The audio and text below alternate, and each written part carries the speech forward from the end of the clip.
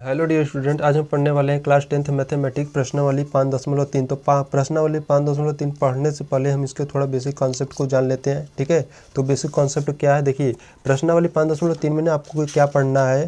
तो यहाँ पे देखिए प्रश्नावली ये, ठीक है, तो यहाँ पे देखिए आपको इसमें पढ़ना है 5.4। ठीक है, तो देखिए एपी के प्रथम n पदों का योग, यानी कि इसमें आपको ये समझा देता हूँ क्या होता है एपी के प्रथम n पदों का योगफल। ठीक है, तो चलो देखते हैं। जैसे मान लीजिए आपको क्या दिया, एपी बेसिक समझ लेते हैं यहाँ से। एपी के प्रथम, ठीक है, एपी के प्रथम n पदों का योग, n पदों का योग। ठीक है, तो इसको समझते हैं क्या होता है। देखिए आपको दिया है एपी के प्रथम n पदों का योगफल। अब क्या होता है, जैसे मान लेते हैं कोई एपी ले लेते हैं, ठीक है, कोई समांतर श्रेणी हम ले लेते हैं, जैसे इस प्रकार से योगफल के रूप में 2 4 6 8, ठीक है, फिर प्लस 10 ऐसे डॉट डॉट रहेगा। ठीक है, तो मान लीजिए एक एपी है, तो देखिए यहाँ पे पदों का योग का है ना, तो यहाँ पे कोई भी पद लिख रहे हैं तो इनका योग यानी कि इनमें प्लस यानी कि धनात्मक लिख रहे हैं। ठीक है, जोड़ते जा रहे हैं। ठीक, तो जो योगफल का जो सूत्र हो जाता है, यहाँ से अगर हम बात करें योगफल, जो योगफल का सूत्र हो जाता है, यानी कि इसको योगफल को हम यसयन से प्रदर्शित करते हैं। ठीक है, अब यसयन से क्यों करते हैं, क्योंकि इसे इंग्लिश में समेशन के नाम से जाना जाता है। ठीक है, और इसी यस को हम यहाँ पे लिखते हैं, और जो यन होता है आप जानते हो एन क्या होता है, पदों की संख्या होती है। ठीक है, तो यसयन इक्वल टू हो जाता है n/2 ब्रैकेट में हो जाता है 2a + n-1 इंटू डी। ठीक है, ये आपका योगफल का क्या हो जाता है, सूत्र हो जाता है। तो यहाँ देखिए यन क्या है, अब यन यहाँ पे पदों की संख्या है। ठीक है, पदों की संख्या है, और यहाँ पे ए क्या है, ए आपका प्रथम पद है। ठीक है, ये क्या है, प्रथम पद है। अगर डी की बात करें तो डी आप जानते हो क्या है, सार्वंतर है। ठीक, और यहाँ से जब हम देखिए योगफल का सूत्र हो जाता है n/2 2a + n-1 into D, और जहाँ n क्या होता है, पदों की संख्या होता है, a क्या होता है, प्रथम पद होता है, और जो d होता है सार्वंतर यानी कि अंतराल होता है। ठीक है, तो इस प्रश्नावली में आपको यही सूत्र आपको अप्लाई करना है, और कब कहीं कहीं पर आपको ये भी सूत्र आ सकता है। ठीक है, जैसे यसयन इक्वल टू n/2, ठीक है, ब्रैकेट में a + an। ठीक, ठीक है, जहाँ an क्या है, तो यहाँ लिख देते हैं जहाँ an अंतिम पद है। ठीक, जहाँ an अंतिम पद है। अब an अंतिम पद कहो, अब an के स्थान पर l भी लिख सकते थे। ठीक है, यानी कि आप an के स्थान पर l भी लिख सकते थे। ठीक, तो अगर l के रूप में अगर चाहना चाहते हो तो देख लीजिए, तो n/2 ब्रैकेट में a + l हो जाएगा। ठीक है, तो आप सूत्र याद रखोगे कौन कौन सा, पहला ये रखोगे याद, और दूसरा अगर अंतिम पद दिया रहेगा तो ये याद रखोगे या ये याद रखोगे। ठीक है, तो चलो अब उदाहरण को देखते हैं। जैसे जैसे उदाहरण करेंगे वैसे वैसे ही ये सभी आसान हो जाएंगे। ठीक है, तो चलो उदाहरण की ओर बढ़ते हैं। तो उदाहरण नंबर 11 की बात करें तो उदाहरण नंबर 11 देखिए क्या है, एपी आपको दिया है। ठीक है, क्या है, 8 है, 3 है, -2 है, के प्रथम 22 पदों का योग ज्ञात कीजिए। ठीक है, यानी कि आपको कुछ दिया है समांतर श्रेणी के रूप में, और कहा है 22 पदों का योग ज्ञात करना है। ठीक है, और जो ये 22 पदों का योग है ना, ये n का मान है। ठीक है, यहाँ पे साफ साफ दिख रहा है। ठीक है, तो चलो हल करते हैं उदाहरण नंबर 11। तो यहाँ पे हम लिख देते हैं एग्जाम्पल हल करने वाले 11 को। ठीक है, और जो दिया है हम उसे लिख लेते हैं। जैसे आपको एपी के रूप में दिया है, क्या दिया है, 8 दिया है, 3 -2, ठीक, डॉट डॉट इस प्रकार से दिया है ना। तो यहाँ से अगर हम ए की बात करें तो ए क्या होगा, यहाँ से ए का प्रथम पद, यानी कि यहाँ पे लिख दीजिए, यहाँ है ए क्या है, प्रथम पद है। ठीक है, ए प्रथम पद यहाँ पर 8 है। ठीक है, अगर हम डी अंतराल की यानी कि सार्वनुपात सार्वअंतर, ठीक है, क्या होता है, सार्वअंतर होता है ना, सार्वअंतर यानी कि डी के वैल्यू डिफाइन करें तो कितना आ जाएगा, तो सूत्र हो जाता है a2 - a1, यानी कि द्वितीय पद में से पहले पद को घटाते हैं। ठीक, तो a2 की वैल्यू क्या है, यहाँ पर 3 है, और -a1 की वैल्यू क्या है, 8 है। ठीक है, जब इसे घटाओगे तो -5 प्राप्त होगा, तो यहाँ से d इक्वल टू क्या आ गया, -5 आ गया। ठीक है, और आपको n की वैल्यू कितनी दी थी, आपको n की वैल्यू आपको 22 दिया था। ठीक, n की वैल्यू आपको 22 दिया था। ठीक, तो आप लिखोगे वी नो डैट यानी कि हम जानते हैं क्या, अब देखिए जो उसका जो सूत्र होता है योगफल का, तो योगफल का यस एन से प्रदर्शित करते हैं योगफल को, तो yes N equal to n/2 और ब्रैकेट में हो जाता है 2a + n-1 इंटू डी। ठीक है, तो यहाँ से देखिए n की वैल्यू 22 है, तो जहाँ जहाँ n है वहाँ पर हम 22 रख देंगे। ठीक, तो n देखिए यस है, फिर n की वैल्यू 22 इक्वल टू n की वैल्यू 22/2, फिर ब्रैकेट में 2 और गुणे a का मान क्या था 8 है। ठीक, फिर प्लस n की वैल्यू 22 - 1 इंटू डी की वैल्यू कितनी है -5 है। ठीक, तो यहाँ से हल करते हैं, तो देखिए यस 22 इक्वल टू 2 से काटेंगे 11 वेरी में कट जाएगा, तो 11 ब्रैकेट में 8 दूना 16 प्लस 22 में से 1 जाएगा बचेगा 21 और गुणे -5। ठीक, तो यहाँ से हल कीजिए, तो वो यस 22 इक्वल टू 11। अब देखिए 16 और यहाँ पे गुणा करोगे तो माइनस का कितना आ जाएगा, माइनस का 105। ठीक है, 21 25 कितना होता है 105 होता है। ठीक, तो यहाँ से आपको देखिए यस 22 इक्वल टू 11 ब्रैकेट में, अब 105 में से 16 घटाओगे। ठीक है, अब 105 में से 16 घटाओगे तो माइनस का 89 आ जाएगा। ठीक, और इसका जब इसमें गुणा करोगे, देखिए 89 है, गुणा करने वाले हो 11 में, तो हम डायरेक्ट थोड़ा सा कर देते हैं 9 8। ठीक है, तो 9 और 8 को जोड़ोगे तो कितना आ जाएगा 7 और 8 1 प्लस 1 जोड़ोगे तो 9। ठीक है, यानी कि यहाँ से आ जाएगा माइनस का 9 7 9। ठीक है, तो ये यस 22 यानी कि यस 22 का जो मान होगा वो कितना आ जाएगा 979। ठीक है, तो यहाँ से उदाहरण नंबर 11 आपका कंप्लीट होता है। उदाहरण नंबर 12 की ओर चलते हैं। तो उदाहरण नंबर 12 देखिए क्या है, यदि किसी एपी के प्रथम 14 पदों का योग 1050 है तथा इसका प्रथम पद 10 है, तो 22 मतलब कि 20वां पद ज्ञात कीजिए। 20वां पद है। ठीक है, तो 20वां पद हमको ज्ञात करना है। आपको यहाँ पे देखिए प्रथम पदों का योगफल दे दिया है। ठीक है, तो और देखिए आपको दिया है इसका प्रथम पद 10 है, मतलब कि a की वैल्यू भी दे दी। ठीक, तो पूछ रहा है 20वां पद ज्ञात करना है। ठीक है, तो चलो 20वां पद को ज्ञात करते हैं और उदाहरण नंबर 12 है। ठीक है, ठीक, तो हम यहाँ पे हल करने वाले एग्जाम्पल 12। ठीक, एग्जाम्पल 12 को हल करने वाले हैं, तो देखो जो दिया है हम उससे पहले लिख लेते हैं। ठीक है, तो हम यहाँ लिखते हैं प्रश्नानुसार दिया है। अब जो दिया है हम वहाँ पे लिखते हैं। जैसे हमको n की वैल्यू यहाँ पे कितनी दी थी, n की वैल्यू हमको दी थी 14। ठीक है, तो n की वैल्यू हो जाए यानी कि पदों की संख्या। प्रश्न में कहा था यदि किसी एपी के प्रथम n मतलब प्रथम 14 पदों का योग, तो n की वैल्यू कितनी 14 हो गई। और यहाँ पे एन योगफल आपको दिया था 1050। ठीक है, और a यानी कि जो प्रथम पद था वो आपको 10 दिया था, तो कह रहा था कि a मैंने 20वां पद ज्ञात करना था। ठीक है, तो चलो हल करते हैं। तो आपको देखो सूत्र याद होना चाहिए, तो आप लिखोगे चूँकि हम जानते हैं कि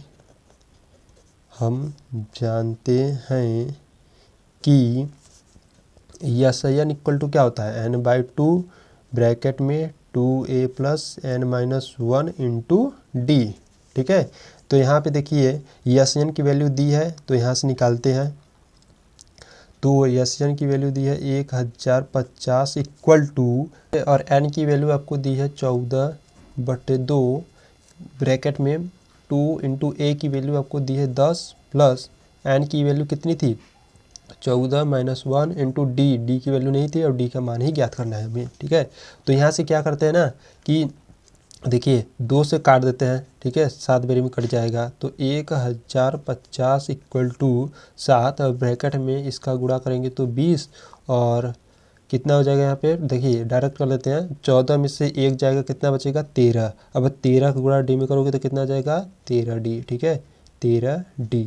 ठीक, तो 1050 इक्वल टू इसका गुणा अंदर करा देते हैं, तो 7 दूना 14, एक डबल मतलब कि एक जीरो बढ़ा दीजिए, प्लस अब 13 7 91d। ठीक, और यहाँ से d का मान ज्ञात करते हैं, तो 91d को इस बगल जाने देते हैं और 140 को उस बगल पक्षांतर कर लेते हैं। ठीक है, तो 1050 - 140, तो 91d इक्वल टू, अब देखिए यहाँ से घटाइए, 0 में से 0 गया 0, 5 में से 4 गया 1, यहाँ पे देखिए 10 में से 1 गया 9, यानी कि 910 आ गया। तो D इक्वल टू 910 बट्टे, ये गुणा में है, यहाँ पे बट्टे में आ जाएगा तो 91। अब 91 में से यहाँ से है 910 को जब हम काटेंगे तो कितने बेरी में कट जाएगा, 10 बेरी में कट जाएगा। तो D इक्वल टू कितना आ गया, 10। ठीक है, तो D का मान अगर 10 आ गया तो हम यहाँ से कह सकते हैं तो 20वां पद पूछा है ना, तो हम लिखेंगे 20वां पद के लिए, 20वां पद के लिए। अब 20वां पद के लिए यानी कि A20। अब A20 को हम किस प्रकार से लिख सकते हैं, A20 को लिख सकते हैं A प्लस 19D। ठीक है, तो A20 इक्वल टू A का मान क्या था, A का मान था 10 प्लस 19 इंटू, वो पेन ही ख़त्म हो गया। ठीक है, तो चलो अगला पेन ले लेते हैं। तो 19 इंटू, ओ भाई साहब ये भी ख़त्म, ओके नो प्रॉब्लम, और भी पेन है। ठीक है, तो 19D की वैल्यू कितनी थी, D की वैल्यू 10 है। तो यहाँ से A20 इक्वल टू 10 प्लस इसका गुणा करोगे तो कितना आ जाएगा, 190, यानी कि A20 की वैल्यू कितनी आ जाएगी, 200 जोड़ोगे तो। ठीक है, और यही आंसर हो जाएगा। तो आई होप आपको उदाहरण नंबर 12 समझ में आया होगा। तो चलते उदाहरण नंबर 13 की ओर। तो उदाहरण नंबर 13 देखिए क्या करा है, AP आपको दिया है। ठीक है, AP आपको दिया है 24, 21, 18 के कितने पद के लिए जाए ताकि उनका योग 78 हो। ठीक है, यानी कि आपको देखो ये बहुत ही इंपॉर्टेंट प्रश्न होने वाला है। ठीक है, बहुत ही मज़ेदार प्रश्न है। ठीक है, तो चलो हल करते हैं इसको, उदाहरण नंबर 13 को। तो यहाँ हम लिख लेते हैं एग्जाम्पल 13। ठीक है, एग्जाम्पल 13 को हल करने वाले। तो जो दिया है हम उससे लिख लेते हैं। तो यहाँ पे लिख देते हैं प्रश्नानुसार दिया है। ठीक है, अब क्या दिया है आपको, आपको ये देखिए एक AP दिया था। ठीक है, तो AP को हम पहले लिख लेते हैं। क्या दिया था, 24 दिया था, फिर 21 दिया था, फिर 18, फिर डॉट, इस प्रकार से जा रहा था। तो यहाँ से A की वैल्यू निकालोगे तो A की वैल्यू हो जाएगी 24। ठीक है, और D की वैल्यू निकालोगे तो D की वैल्यू हो जाएगी A2 माइनस A1, यानी कि D की वैल्यू A2 में से घटा दो तो 21 माइनस का 24। ठीक है, तो D की वैल्यू निकालोगे तो कितना आ जाएगा, माइनस का 3 आ जाएगा। ठीक है, और आपको पूछ रहा था कि मतलब कि कितने पद के लिए, तो पूछा देखिए कितने पद, यानी कि n की वैल्यू आपको पूछा है। ठीक है, और आपको देखिए एक मतलब कि जो इसका योग था, यानी कि जो योगफल था वो आपको 78 दिया था। ठीक है, तो यहाँ से हम सूत्र लगा देते हैं। तो जो सूत्र होता है आपको याद होना चाहिए। देखिए आप सूत्र बार बार लिखिएगा। ठीक, अब यानी कि जब जब सूत्र का प्रयोग कीजिए तब तब लिखिएगा, जिससे आपको हमेशा के लिए याद रहेगा। ठीक है, तो SN इक्वल टू होता है n/2 ब्रैकेट में 2A plus n-1 into D। ठीक, तो यहाँ SN की वैल्यू हमको दिया 78 इक्वल टू n की वैल्यू निकालना है तो n/2 ब्रैकेट में 2 इंटू A की वैल्यू हमको 24 दिया है, प्लस n की वैल्यू निकालना है, और यहाँ से D की वैल्यू कितना है, माइनस का 3। ठीक, तो यहाँ से देखिए 2 का गुणा इसमें करेंगे तो 8 दूना 16 की 6, हाथ में आया 1, और 7 दूना 14, 1 15, यानी कि 156 हो गया। ठीक, तो यहाँ से देखिए अब यहाँ पे n और अंदर को हल करते हैं। इसका गुणा 24 में करोगे तो क्या आ जाएगा, 48, और यहाँ से 3 का गुणा अंदर करा लेते हैं। तो देखिए 3 का गुणा अंदर करोगे तो आ जाएगा माइनस का 3n, और ये माइनस प्लस 3। ठीक है, तो यहाँ से क्या हो जाएगा, 156 इक्वल टू n। देखिए 48 और 3 जोड़ोगे तो 51 माइनस का 3n। ठीक है, तो यहाँ से क्या करते हैं, n का अंदर भी गुणा कर लेते हैं। तो 156 इक्वल टू 51an माइनस का 3n स्क्वायर। ठीक, अब इनको क्या करते हैं, इन सभी पद को इधर ला लेते हैं। ठीक है, तो क्या हो जाएगा यहाँ पे 3n स्क्वायर माइनस का 51n और प्लस 156 इक्वल टू 0 आ जाएगा। ठीक, यहाँ से क्या करते हैं, 3 को कॉमन कर लेते हैं। तो n स्क्वायर माइनस का 17 3 51 होता है। ठीक है, तो 17n और प्लस यहाँ से 3 कॉमन कर रहे हैं तो यहाँ पे देखिए 3 5 15, 3 दूनी 6।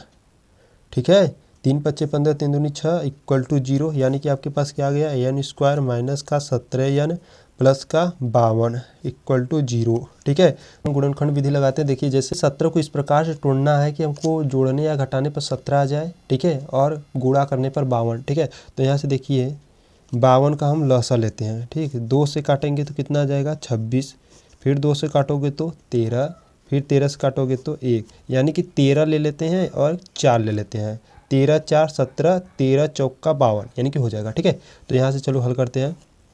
तो n स्क्वायर माइनस यहाँ से हम ले लेते हैं 13n माइनस का 4n और प्लस का 52 इक्वल टू 0। देखिए अगर गुणा करोगे यानी कि माइनस का 13n और माइनस का 4n, माइनस माइनस प्लस होके 13 चौका 52 आ जाएगा, और इसको जब जोड़ोगे तो माइनस माइनस जोड़ जाएगा तो माइनस का 17 हो जाएगा, ठीक है।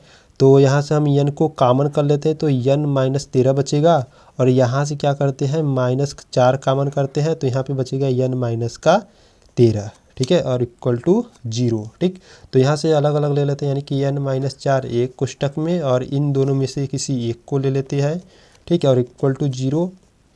तो अलग अलग 0 दिखा देते हैं, तो n माइनस 4 इक्वल टू 0 और n माइनस 13 इक्वल टू 0। तो यहाँ से n का मान डिफाइन करेंगे तो यहाँ से n इक्वल टू यहाँ पे माइनस का 4 है, जैसे उस वाला पक्षांतर करेंगे तो प्लस का 4 हो जाएगा।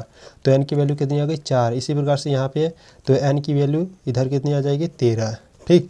तो यहाँ पे 2 n की वैल्यू आ गई, तो दोनों n की वैल्यू यहाँ पे सत्य होंगी, ठीक है।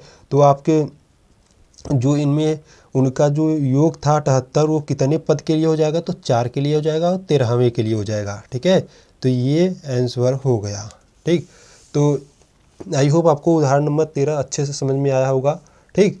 तो उदाहरण नंबर 14 को देखते हैं। उदाहरण नंबर 14 क्या करा है, निम्नलिखित का योग ज्ञात कीजिए, ठीक है। यानी कि आपको 14 में आपको 2 ठो दिया है प्रश्न, ठीक है। तो पहले वाले को देखते हैं।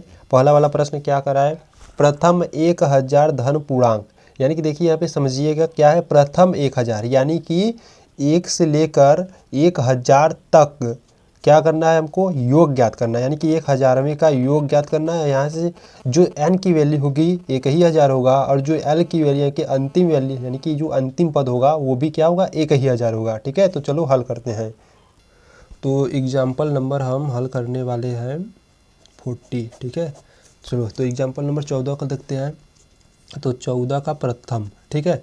तो इसमें देखो आपको दिया जो है आपको लिख लेते हैं, ठीक है। आपको क्या दिया था, मान लीजिए आपको इस प्रकार से लिखा हुआ, प्रथम 1000 धन पूर्णांक, ठीक है।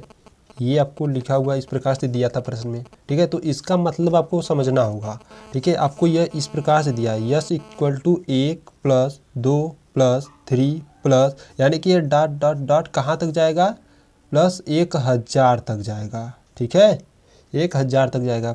तो इसी के कारण जहाँ से a की वैल्यू अगर हम निकालें तो 1 आ जाएगा, ठीक है। और यहाँ से d की वैल्यू भी निकाल सकते हो। देखिए d की वैल्यू अगर आप निकालोगे कब, अगर अंतिम पद न दिया होता तब, ठीक है। तो यहाँ से हम d के चलो निकाल ही लेते हैं। तो d की वैल्यू कितनी हो जाएगी, a2 माइनस a1, यहाँ से a2 की वैल्यू 2 और a1 के 1 घटाओगे तो 1 आया, यानी कि d की वैल्यू कितना आ गया 1 आ गया, ठीक है। अब देखिए यहाँ पे n का मान कितना दिया है, n का है कहाँ तक गया है, ठीक है 1000 तक, तो n की वैल्यू कितनी हो जाएगी 1000 हो जाएगी, ठीक। और अंतिम पद भी यानी कि l इक्वल टू कितना हो जाएगा 1000 हो जाएगा, ठीक है। तो आप लिखोगे चूँकि हम जानते हैं कि, ठीक। अब सूत्र क्या होता है, यस1 इक्वल टू n/2 ब्रैकेट में, अब देखिए अंतिम पद दिया था तो अंतिम पद वाला यहाँ पे सूत्र लगाएंगे तो a प्लस यल, ठीक। तो यहाँ से आ जाएगा यस n के स्थान पे क्या रखोगे 1000, ठीक है, इक्वल टू 1000/2, और a का वैल्यू कितना था 1 प्लस l, अंतिम का वैल्यू कितना था 1000, ठीक है। तो एक मतलब कि यस 1000 इक्वल टू, यहाँ पे कैंसिल आउट कीजिए, 2 1 कम 2 2 25 10, यानी कितना आ गया 500, और इसे जोड़ोगे तो कितना आ जाएगा 1001 आ जाएगा, ठीक है। चलो तो यहाँ से यस 1000 इक्वल टू, इसका गुणा इसमें करना है तो देखिए ध्यान से 5 लीजिए बस, और 2 शून्य को छोड़िए भी, ठीक है। 5 1 का 5, 0 0 0, 5 1 कम 5 और डबल शून्य बढ़ा दीजिए, तो यही आपका क्या हो जाएगा आंसर हो जाएगा, ठीक है। तो अब क्वेश्चन नंबर सेकंड को देख लेते हैं इसी पे, ठीक है। क्वेश्चन नंबर सेकंड को देख लेते हैं। तो क्वेश्चन नंबर सेकेंड आपको दिया है प्रथम n धन पूर्णांक, ठीक है, यानी कि प्रथम n धन पूर्णांक यानी कि 1 से लेकर अब n तक जा रहा है, ठीक है। तो यहाँ पे क्या लिखोगे, ठीक। तो क्वेश्चन नंबर दूसरा देख लेते हैं। तो आपको दिया था प्रथम n धन पूर्णांक, ठीक है, इस प्रकार से लिखा हुआ दिया था आपको, ठीक। तो इसका मतलब क्या हुआ, इसका मतलब हुआ कि जो Sn है वो 1 plus 2 plus 3 plus dot dot dot वो कहाँ तक गया है, प्लस n पदों तक, यानी कि कुछ अंत ही नहीं है, ठीक है। तो n तक गया है। तो यहाँ से जो n की वैल्यू हो जाएगी, n की वैल्यू क्या हो जाएगी, n की वैल्यू यहाँ से l हो जाएगी, अंतिम पद, ठीक है। तो आप ध्यान रखोगे n की वैल्यू l हो जाएगी, और जो यहाँ से प्रथम पद यानी कि a निकाले तो 1 हो जाएगा, ठीक। तो आप लिख दीजिए यहाँ पे वी नो डैट, हम जानते हैं कि क्या जानते हैं, Sn इक्वल टू क्या होता है, n/2 ब्रैकेट में a प्लस l, ठीक है। तो यहाँ से Sn, तो n की वैल्यू l है तो यहाँ पे कोई फर्क पड़ने वाला नहीं है, ठीक है। तो यहाँ से Sn इक्वल टू n के स्थान n/2 और ब्रैकेट में आप यहाँ पे रख सकते हो a का मान 1 प्लस l के स्थान पे n रख सकते हो, ठीक है। और यही आंसर हो जाएगा, ठीक। तो आई होप आपको ये क्वेश्चन नंबर उदाहरण 14 का आपका प्रश्न नंबर पहला, ठीक है, प्रश्न नंबर पहला और प्रश्न नंबर दूसरा अच्छे से समझ में आया होगा, ठीक है। तो अब उदाहरण नंबर 15 की ओर चलते हैं। तो उदाहरण नंबर 15 को देखते हैं। उदाहरण नंबर 15 क्या करा है, संख्याओं की उस सूची के प्रथम 24 पदों का योग ज्ञात कीजिए जिसका n वां पद an इक्वल टू 3 + 2n से दिया जाता है। मतलब आपको देखो क्या दिया है, यहाँ पे आपको ज्ञात करना है प्रथम 24वें पदों का योग, यानी कि आपको यश 24 ज्ञात करना है। तो चलो हल करते, बहुत ही सिंपल सवाल होने वाला है ये, ठीक है। तो जो दिया है ना हम उसे पहले लिख लेते हैं। तो हम हल करने वाले हैं एग्जाम्पल नंबर 15, ठीक है, 15वां। तो यहाँ पे जो दिया है लिख लेते हैं। तो प्रश्नानुसार, ठीक है, प्रश्नानुसार दिया है। अब क्या दिया है, आपको दिया है an इक्वल टू दे दिया है 3 + 2n, ठीक है, आपको प्रश्न में दिया है और कह रहा है कि यह 24वां पद आपको ज्ञात करना है, ठीक। तो अगर हम बात करें, अगर आपको an इक्वल टू 3 + 2n दिया है, ठीक है, तो अगर हमको an निकालना मतलब कि मतलब कि यहाँ से कर सकते हो, अगर हमको a1 निकालना होगा तो an के स्थान पे क्या रखेंगे, 1 रखेंगे, ठीक है। तो यहाँ पे देखिए 3 + n के स्थान पे 1 रख दीजिए तो 2 × 1 = 2 हो जाएगा। तो यहाँ से 3 + 2 × 2 इक्वल टू 3 और 2 क्या हो जाएगा 5, यानी कि a1 की वैल्यू कितनी हो गई, 5 हो गई। अगर हमको a2 निकालना होगा यानी कि n के स्थान पे क्या है, 2 है, तो यहाँ पे 3 + 2 × n के स्थान पे 2, तो इसे करते हैं तो 3 + 2 दूनी 4 और इसको जोड़ोगे तो 7, ठीक है। इसी प्रकार से मान लीजिए a3 निकालना होगा, ये हम किस लिए निकाल रहे हैं, इसे समांतर श्रेणी बनाना है, ठीक है। यहाँ से हमको AP बनाने के लिए हम निकाल रहे हैं, ठीक है। तो यहाँ से हो जाएगा 3 + 2 × n की वैल्यू 3 इक्वल टू 3 + 3 दूना 6, ठीक है, 3 दूना 6 इक्वल टू 6 और 3 कितना हो जाएगा 9, ठीक है। यहाँ से यानी कि हमको एक AP के रूप में मिल गया, क्या हो गया 5 आया, ठीक है। a1 की वैल्यू 5, फिर 7, फिर 9, यानी कि इसी प्रकार से जब निकालेंगे तो वो डॉट डॉट जाता रहेगा, ठीक है, ठीक। तो यहाँ से हमको क्या मिल गया, a की वैल्यू मिल जाएगी, a की वैल्यू हो जाएगी यहाँ से 5 हो जाएगी। अगर हम d निकालना चाहें तो d equal to a2 - a1, तो a2 की वैल्यू क्या है, a2 की वैल्यू है यहाँ पे 7 - a1 की वैल्यू 5, घटाओगे तो 2, ठीक है, यानी कि d की वैल्यू कितनी आ गई, 2 आ गई, ठीक। और यहाँ से जो n की वैल्यू थी हमको दी हुई थी, n की वैल्यू कितनी थी 24। अब कैसे थी 24, यहाँ देखिए कहा था कि संख्याओं की उस सूची के प्रथम 24 पदों का योग, ठीक है। तो 24 पदों का योग दिया था, यानी कि पदों की संख्या हमको दे दिया गया था, ठीक है। तो यहाँ से अगर हम सूत्र में अप्लाई करें, यानी कि सूत्र यहाँ पे लिख देते हैं Sn equal to n/2 bracket में 2a + n - 1 इंटू d, ठीक है। तो यहाँ से n की वैल्यू रख देते हैं। तो यश 24वां ज्ञात भी करना था, तो यश इक्वल टू n की वैल्यू 24/2 और ब्रैकेट में 2 × a की वैल्यू कितनी है, यहाँ पे a की वैल्यू 5 है, प्लस n की वैल्यू कितनी है 24, ठीक, -1 इंटू d की वैल्यू यहाँ पे 2 है, ठीक। तो इसे अब हल करते हैं, ठीक है। तो यहाँ से यश 24 इक्वल टू 2 से काटोगे 12वें बेरी में कट जाएगा, तो 12 ब्रैकेट में 2 का गुणा 5 में 10 प्लस, अब 24 में से 1 जाएगा तो कितना बचेगा 23 और गुणे 2। ठीक, तो यश 24 इक्वल टू 12 ब्रैकेट में 10 प्लस 23 दूना 46। ठीक, तो यहाँ से यश 24 इक्वल टू 12, इसको जोड़ोगे तो कितना आ जाएगा 56। ठीक है, 46 में 10 जोड़ोगे तो 56 हो जाएगा। तो यश 24 इक्वल टू गुणा कर लीजिए यहाँ पर। तो देखिए यहाँ पे 56 गुणे 12 कर लेते हैं तो 6 दूना 12। ठीक है, और 5 दूना 10 1 11। ठीक है, 56 1 56 और यहाँ से जोड़ लेते हैं 2 6 1 7 5 1 6। ठीक है, यानी कि यहाँ से जो आंसर आ गया इसका 672 आ गया। यानी कि आप कह सकते हो कि जो 24वें पदों का जो योग है ना, यहाँ पे लिख सकते हो जो 24वें पदों का जो योग है वो कितना आ गया 672 है, सॉरी 672 है। ठीक है, 75 नहीं है, 672 और यही आंसर हो जाएगा। ठीक है, तो उदाहरण नंबर आपका 15 कंप्लीट होता है। ठीक, तो अब बढ़ते हुए उदाहरण नंबर 16 यानी कि 16 की तरफ। तो उदाहरण नंबर 16 देखिए क्या है।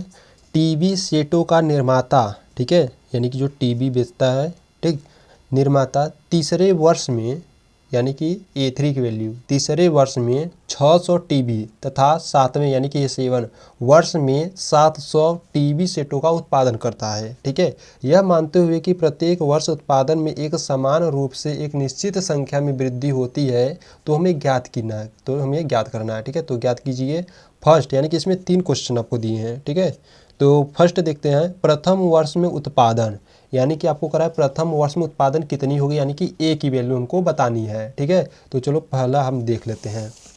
तो यहाँ हम हल करने वाले हैं एग्जाम्पल 16वां। ठीक है, एग्जाम्पल 16वां देखते हैं। तो जो दिया है मुझसे पहले लिख लेते हैं, यहाँ पे लिख लेते हैं प्रश्नानुसार दिया है। ठीक है, प्रश्नानुसार दिया है। क्या दिया था आपको, जो तीसरे वर्ष में जो टीवी था, ठीक है, जो निर्माता था वो तीसरे वर्ष में। ठीक है, तो यहाँ पर हम लिख लेते हैं तीसरे वर्ष का मतलब A3। ठीक है, और जो इसका A3 था वो कितना था 600। ठीक है, 600 टीवी और 7वां वर्ष। ठीक है, 7वां वर्ष, और 7वां वर्ष का मतलब A7, और A7 7वें वर्ष का कितना था 700।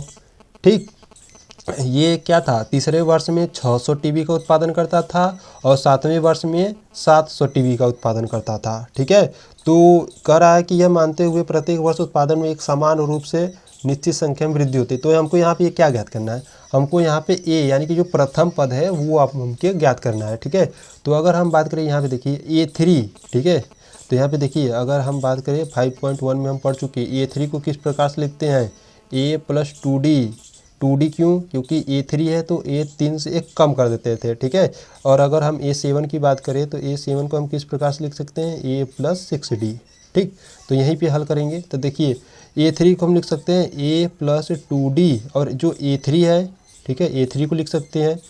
और A7 की बात करें तो A + 6D = A7। ठीक है, अब A3 का जो मान है यहीं पे रख देते हैं और A7 का भी मान रखते हैं। ठीक है, तो A + 2D = A3 का मान क्या है 600, तो 600 रख देते हैं और इसे समीकरण नंबर 1 बनाते हैं। और A + 6D = A7, और A7 की वैल्यू 700, तो यहाँ पे 700 रखते हैं, इसे समीकरण नंबर 2 बनाते हैं। ठीक है, तो समीकरण 1 व समीकरण 2 से। ठीक है, तो समीकरण 1 और समीकरण 2 को हल करेंगे, यहाँ से A और D का मान ज्ञात करेंगे। ठीक है, तो समीकरण 1 और 2 से करते हैं तो A + 2D = 600 और A + 6D = 700। ठीक, तो यहाँ पे विलोपन विधि लगाते हैं, माइनस माइनस A से A गया और -6 में से 2 जाएगा, प्लस का 2 तो कितना बचेगा -4D = 700 में से 600 जाएगा तो -100, माइनस माइनस कैंसिल आउट करते हैं। D = 100/4, 4 कम 4, 25 में 4 100, यानी कि D की वैल्यू कितनी आ गई 25 आ गई। ठीक, अब इस D की वैल्यू को हम किस में रखेंगे, समीकरण 1 में रखो या समीकरण 2 में रखो, वही मान आएगा। ठीक है, तो D का मान समीकरण 1 में रखने पर, ठीक, इस प्रकार से आप लिखोगे। डी का मान समीकरण नंबर 1 में रखने पर, तो समीकरण 1 क्या था, वो a + 2d = 600, ये समीकरण नंबर 1 था। और जो डी का मान है हम यहाँ पे रख देते हैं, तो a + 2 गुणे डी की वैल्यू कितनी थी 25, ठीक है, तो 25 = 600। तो a + 25 गुणे 2 कितना हो जाएगा 50 = 600। तो a = 600 माइनस का 50, यानी कि a = कितना आ जाएगा 550, ठीक है। a = 550, और जो a होता है वही आपका जो होता है प्रथम पद होता है, ठीक है। जो a होता है वही आपका प्रथम पद होता है। और पूछा था प्रथम वर्ष में, तो a प्रथम वर्ष में कितना टीबी उत्पादन करेगा 550 टीबी उत्पादन करेगा, और ये आंसर हो जाएगा, ठीक है। तो आई होप आपको क्वेश्चन नंबर 16वां का ये जो फर्स्ट था ये समझ में आया होगा, ठीक। तो चलो सेकेंड को देख लेते हैं इसी प्रकार से। तो सेकेंड देखिए क्या कर रहा है, 10वें वर्ष में उत्पादन, ठीक है। तो फर्स्ट वाला तो प्रथम वर्ष में, ठीक है, ये तो हो गया। अब सेकेंड वाला कर रहा है 10वें वर्ष में उत्पादन, तो 10वें वर्ष के लिए कैसे करेंगे, ठीक है। तो चलो देखते हैं। तो ये है एग्जाम्पल नंबर 16वां का दूसरा, ठीक है। तो देखिए आपको करा था 10वें वर्ष के लिए, यानी कि 10वें वर्ष के लिए अगर हम बात करें, ठीक है, 10वें वर्ष के लिए, ठीक, 10वें वर्ष के लिए बात करें तो A10 को आप किस प्रकार से लिख सकते हैं, a + 9d, ठीक। A10 को आप किस प्रकार से लिख सकते हो, a + 9d।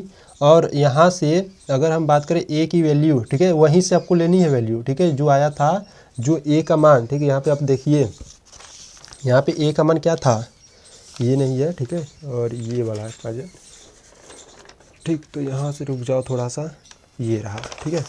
तो यहाँ से देखिए a की वैल्यू कितनी आती है 550 ना, तो यहीं से आपको सभी को मान लेना है, ठीक। तो यहाँ से अगर हम बात करें तो A10 = a की वैल्यू कितनी थी 550 प्लस 9 गुणे डी की वैल्यू कितनी थी 25, ठीक है। तो A10 = 550 प्लस, अब 25 का गुणा 9 में करोगे तो कितना आ जाएगा, 25 का गुणा 9 में करोगे तो 225, ठीक है। तो A10 = इसे जोड़ दीजिए, देखिए 0 और 5, 5 5 2 7, 5 2 7, यानी कि यहाँ से A10 की वैल्यू कितनी आ जाएगी 775। अतः आप यहाँ पे लिखोगे, अतः 10वें वर्ष में, ठीक है, 10वें वर्ष में उत्पादित जो टीबी है, टीबी सेटों की संख्या वो कितनी है 775 होगी, ठीक है। तो ये आंसर हो जाएगा, ठीक। तो आई होप आपको क्वेश्चन नंबर सेकेंड समझ में आएगा। चलो इसी पे देख लेते हैं क्वेश्चन नंबर थर्ड को, ठीक है।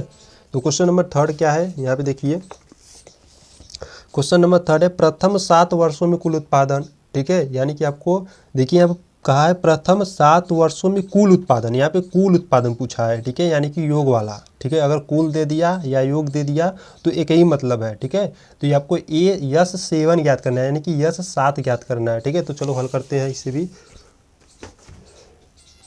तो क्वेश्चन नंबर थर्ड में आपको देखिए यहाँ पे आपको सूत्र अप्लाई करना होगा, क्योंकि A7 मतलब कुल पद के लिए दिया था, ठीक है। तो पहले सूत्र लिख लेते हैं। तो Sn = क्या होता है, Sn = होता है n/2 ब्रैकेट में 2a + n-1 × d, ठीक है, ये सूत्र होता है। और प्रश्न में आपको कहा था कि 7वें वर्ष में कुल उत्पादन, तो यानी कि वैल्यू यहाँ पे 7 दे दिया गया है, ठीक है। और जो यहाँ से अगर हम a की वैल्यू मालूम करें तो a की वैल्यू यहाँ से 550 था, ठीक है, और d की वैल्यू यहाँ पे 25 था, ठीक।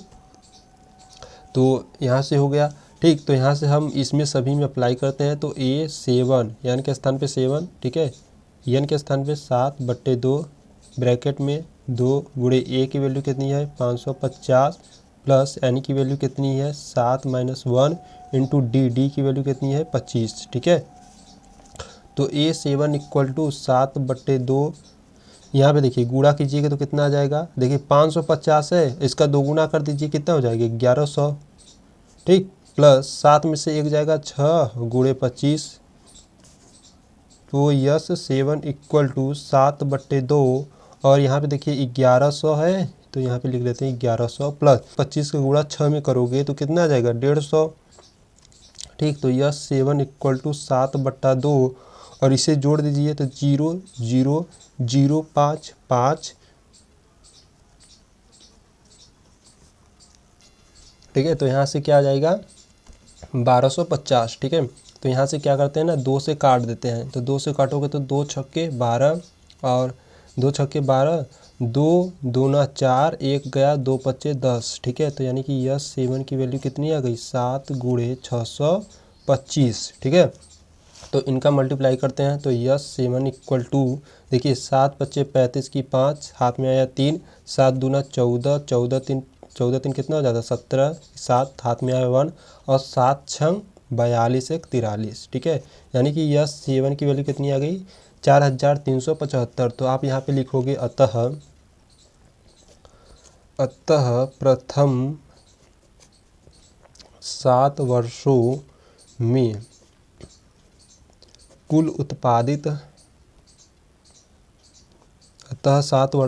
उत्पादित हुए सभी टीवी, ठीक है, सभी टीवी सेटों की संख्या कितनी हो जाएगी यहाँ पे 4375। ठीक है, और यही आंसर हो जाएगा। ठीक है, आई होप आपको क्वेश्चन नंबर उदाहरण नंबर 16 का तीसरा भी समझ में आया होगा। ठीक है, तो यहीं पे उदाहरण समाप्त होती है। ठीक है, तो ये सभी उदाहरण 5 यानी कि प्रश्नावली 5.3 का पार्ट 1 है। ठीक है, पार्ट 2 में हम प्रश्नावलियों को हल करेंगे, यानी कि प्रश्नावली 5.3 को प्रश्नावली में हल करेंगे, जो कि ये पार्ट 2 में होगा। ठीक है, तो अगर वीडियो अच्छा लगे तो वीडियो को लाइक कर देना, अगर चैनल पर नए हो तो चैनल को सब्सक्राइब कर लेना। ठीक है, मिलेंगे नेक्स्ट वीडियो में, तब तक के लिए जय हिंद, जय भारत, वंदे मातरम।